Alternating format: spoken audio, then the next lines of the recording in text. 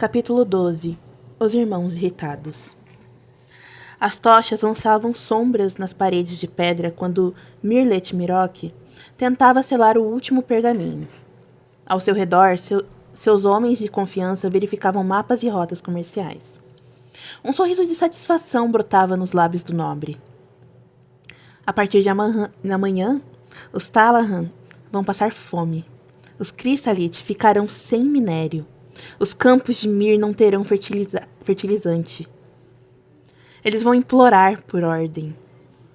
E nós vamos oferecer por um preço, disse Mirlet, voltando-se com o cálice em mãos. Antes que pudesse brindar ao seu plano, a porta se escancarou. Crenarok entrou com sua armadura cerimonial, ladeado por soldados, e logo atrás, Crerola, com o olhar afiado como a lâmina em sua cintura. Interrompemos a celebração? Disse Crenarok com a voz carregada de ironia. Mirlet manteve a pose, apesar do súbito silêncio de seus homens.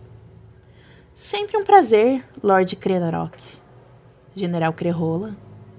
Como posso ajudá-los nessa hora avançada? Crerola joga um maço de papéis sobre a mesa. Interceptamos ordens de sabotagem assinadas por homens de sua casa. Selos adulterados, nomes falsificados, instruções precisas para atrapalhar o sustento das famílias aliadas.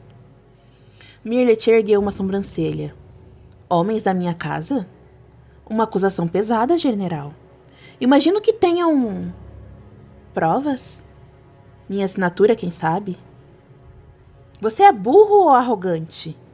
Achou mesmo que ninguém iria perceber? Seus homens usaram selos falsos das famílias. Só que um deles usou o símbolo antigo de Crissalit, o selo de minha mãe, aquele que deixamos de usar há 4 invernos, disse Crerola. Ela o encarou de perto. E adivinha quem notou? Crenarok se aproxima, rosto sério. Sabemos que foi você, Mirlet.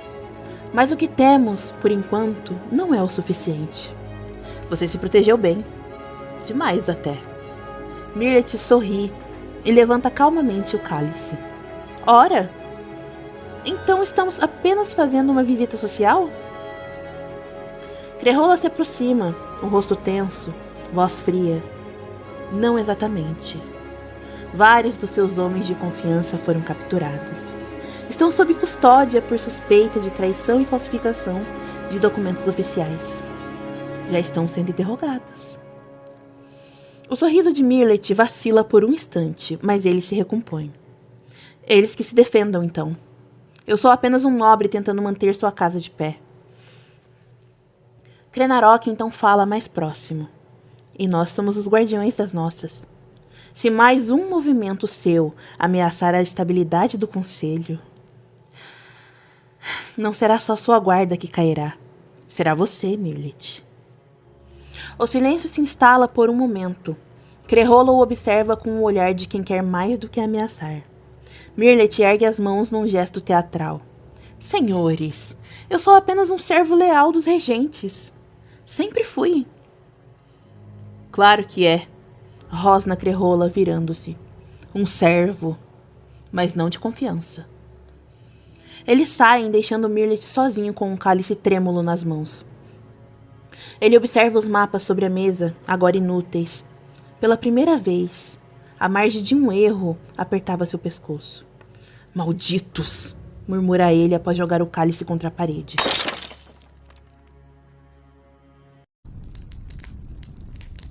As chamas do brasão da casa Stagua ardiam na lareira quando Hakkar empurrou as portas com violência, os olhos arregalados de raiva. Elerish, sentada com um braço amputado coberto por uma capa escura, ergueu o olhar e sentiu a tensão antes mesmo de ouvir as palavras. Eles prenderam os homens de Mirlet, rosnou Hakkar.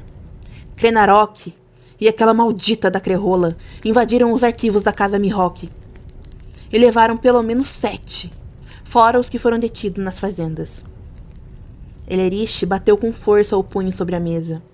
Eu avisei que aquele verme era um risco. Eu avisei, disse entre dentes. Mirlet se cercou de idiotas, E ainda quer ser nosso cão de caça? Hakkar começou a andar em círculos, esfregando o rosto, suando como sempre que perdia o controle. Ele jura que está limpo, que os documentos não o ligam diretamente. Mas nós sabemos que foi ele. E o pior, quando os interrogatórios começarem, se alguém ceder... Se alguém ceder, ele cai. E nós também.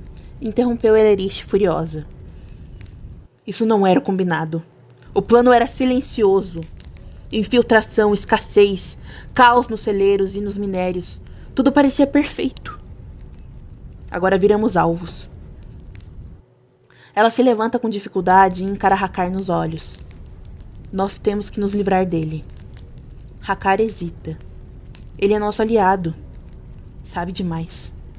Ellerich se aproxima, tão perto que ele sente o cheiro do ferro seco do curativo de seu ombro. E por isso mesmo. Se ele for pego, não hesitará em nos jogar na fogueira para salvar sua própria pele. Então o que sugere? Ellerich vira-se e olha pela janela, o olhar perdido nas torres distantes onde Marastágua ainda estava preso. Faça com que os interrogatórios dos homens de Mihawk terminem, de forma repentina. Acidentes, envenenamentos, qualquer coisa, mas sem rastros. Use nossos infiltrados se for preciso. E Mirlet? Ainda é útil, mas será mantido a rédea curta. E se fugir do nosso controle, será o próximo a desaparecer. Hakkar engole em seco. Ele sabia que Ellerich não blefava. Entendido.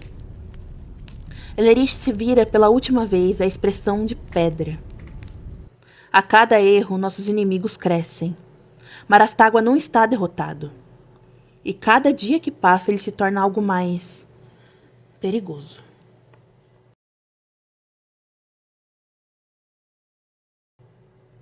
Capítulo 13. Desespero do inimigo. 2 semanas se passam. O som das portas se abrindo ecoam com força pelo salão, interrompendo a conversa entre Los Astagua, Tri Talahan e Gullit Astagua. Krenarok, com os olhos carregados de fúria, passos pesados e os punhos cerrados.